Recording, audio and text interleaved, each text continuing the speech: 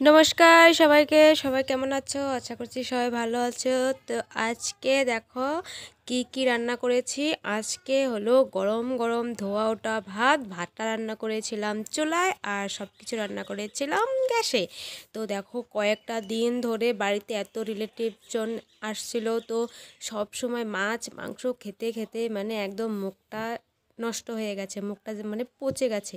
তো আজকে ভাবলাম সব কিছু একদম সেদ্ধ ভর্তা ভর্তা আজকে সব কিছুই ভর্তা করব। তো সেই জন্য দেখো আমাদের গাছের ছিম ভর্তা করে নিয়েছি, এখানে বেগুন পোড়ো দিয়েছি, আর এখানে মিষ্টি কুমড়ো সেদ্ধ, আর এখানে করেছি পুরো ঝাল, একদম প্রচণ্ড ঝাল করে শুটকি মাছের চচ্চড়ি।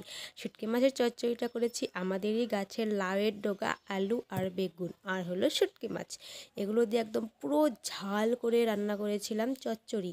যেহেতু কয়েকদিন ধরে মানে মাছ মাংস খেতে খেতে না একদম মানে শেষ হয়ে গেছে, সব কিছু থাল বাসন মুখ টুক সব কিছু একদম তেল তেল হয়ে গেছে, কোনো কিছু ভালো লাগে না। আর এখানে করেছি দেখো তেঁতুলের চাটনি। চাটনিটা যা হয়েছিল না একদম মানে কি আর বলবো। এখন আমি যেহেতু ভিডিওটা 2-3 দিন আগেকার, তো আজকে যখন আমি এডিট করছি আর আমার মনে পড়ছিল এই চাটনিটা যা হয়েছিল না, আজকে আবার রান্না করব চাটনিটা। তো ভীষণ ভালো লাগছিল খেয়ে। মাঝে মাঝে দেখবে এরকম মানে সেদ্ধ পোড়া ভাত খেতে কিন্তু বেশ লাগে। তুমি মাছ মাংস যতই খাও না কেন, তারপর মাসে 1 দিন 2 দিন এরকম সেদ্ধ ভাত রান্না করে খাবে, দেখবে বেশ লাগে।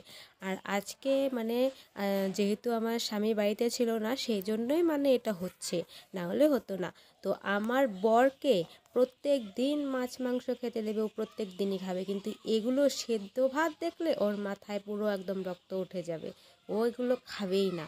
আজকে যেহেতু ও বাড়িতে নেই, ও কাজের জন্য গেছিলো বাইরে, তো সেই জন্য এই সুযোগে আমরা এগুলো রান্না করে খাচ্ছি। আর আমার শ্বশুরমশাই শাশুড়ি মা সবাই সেদ্ধ ভাত খেতে ভীষণ পছন্দ করে, আমি তো আরও বেশি পছন্দ করি। আর আমার মেয়েও এসব কিছু খাবে না, কিন্তু আমার মেয়ে শুধু লাগে ওর চিকেন, আর না হয় ওর ঘি দিয়ে ভাত।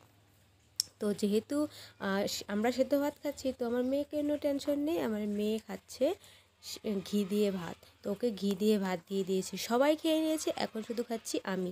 আর ছিম সেদ্ধ, তার সিমটা হলো আমাদের গাছের একদম টাটকা টাটকা তুলে এনে ভাতে সেদ্ধ দিয়েছি। সিম সেদ্ধটা একদম মিষ্টি মিষ্টি লাগছিলো, খেতে ভীষণ মজা লাগছিলো, মানে ভীষণ মজা হয়েছিল খেতে। তো অনেক দিন পর একটা ভিডিও নিয়ে আসলাম। তো বাড়িতে অনেক লোকজন এসেছিলো, আমার মামা শ্বশুর মারা গেছে 1 বছর হলো, তো মামা শ্বশুরের বছরকির জন্য অনেক লোকজন এসেছিলো। তো এত কাজের চাপ ছিল, ভিডিও করার সুযোগই পাইনি।